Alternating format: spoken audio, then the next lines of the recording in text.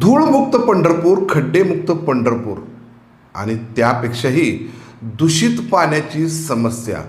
या समस्या सोडवता सोडवता प्रशासनाला आणि सत्ताधाऱ्याला 40 वर्ष पूर्ण झाली, तरीही या समस्या काही प्रमाणात सुटल्या, मात्र सगळ्या काही समस्या सुटलेल्या नाहीत.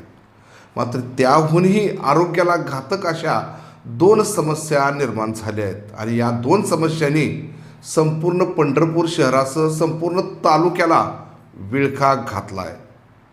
त्यामुळं या समस्या सोडवण्यासाठी काय करायला पाहिजे आणि तिथं काय केलेलं नाही हे सत्ताधाऱ्यांच्या, विरोधकांच्या आणि प्रशासनाच्या लक्षात येण्याची गरज होती.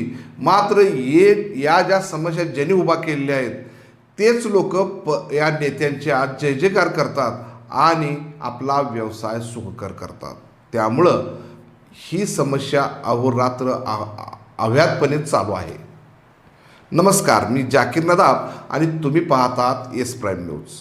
तर दर्शको, नेमकी संपूर्ण तालुक्याला भेडसावणारी समस्या कोणती आहे आणि त्यांचे आरोग्य धोक्यात का आलं आहे याचा आपण चर्चा करणार आहोत. तर हे आहे पंढरपुरात तयार होणारं गोडं तेल, जे खाण्याचं तेल.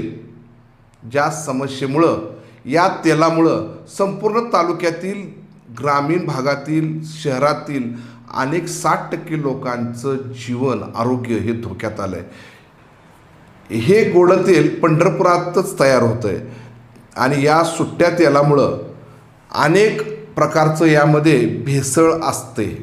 या भेसळीमुळं अनेक नागरिकांच्या हृदयाच्या आणि लिव्हरच्या समस्या वाढलेल्या आहेत. या सोडवण्यासाठी जे भेसळ विभाग आहे, जे अन्न भेसळ विभाग आहे, हे पंढरपुरात मात्र अस्तित्वात नाही.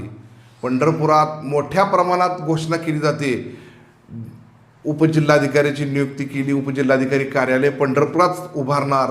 मात्र पंढरपूरच्या आरोग्याच्या बाबतीत काय, जे अन्न भेसळ विभाग आज तागायत पंढरपुरात उपलब्ध नाही.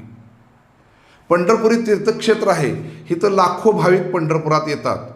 मात्र याच भाविकांच्या आरोग्याला देखील यात भेसळ विभाग नसल्यामुळं ही समस्या उभारलेली आहे. मित्रहो, अन्न भेसळ विभाग पंढरपुरात महिन्यातून एकदा येतं, पंढरपुरात एंट्री करतं.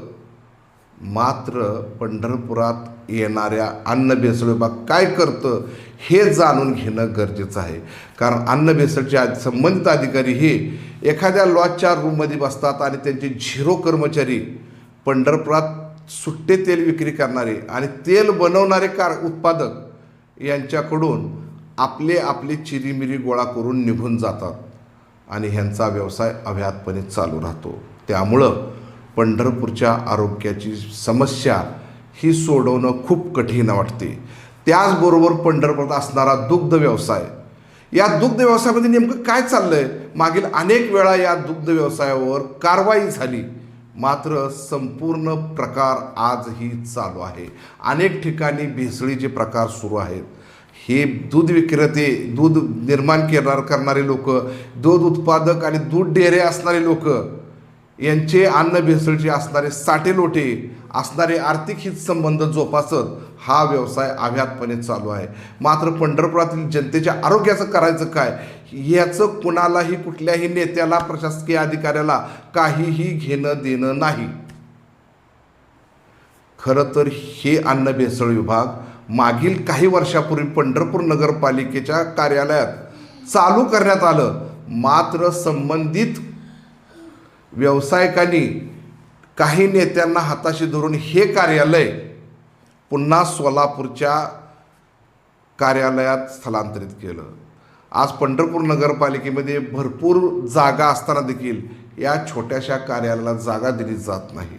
मित्रहो, पंढरपूरच्या नागरिकांचे आरोग्य भयानक धोक्यात आहे.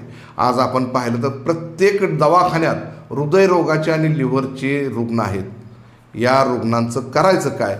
आणि हे रुग्ण 60% रुग्ण हे गोरगरीब मोलमजूर करणाऱ्या लोकांमधून आहेत. त्यामुळे यांना एकतर आरोग्याची सुविधा मिळत नाही, एकतर आरोग्याच्या कुठल्याही स्कीममध्ये बसत नाहीत आणि मात्र फक्त जीवाशी मुकावं लागतंय.